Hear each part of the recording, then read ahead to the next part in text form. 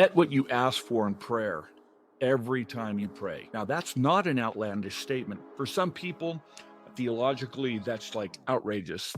Because they doubt, they expect to get nothing. I mean, they can expect to get nothing because they doubt. And so they get nothing. And so, therefore, because they pray in doubt and not in faith, they get nothing. They think a scripture like this must not be true. And let me explain what the scriptures teach.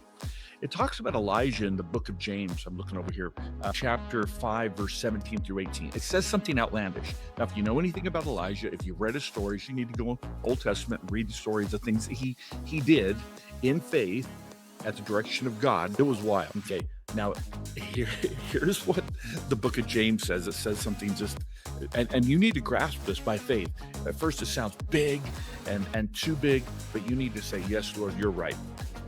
Elijah was a human being, even as we are.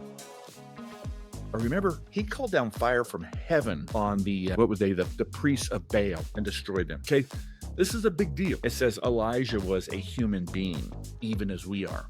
He prayed earnestly that it would not rain, and it did not rain on the land for 3.5 years. Again, he prayed, and the heavens gave rain, and the earth produced its crops. How did he do that? How did he do that? Wouldn't you like to know what you need to do to be able to pray such that it wouldn't rain for 3.5 years?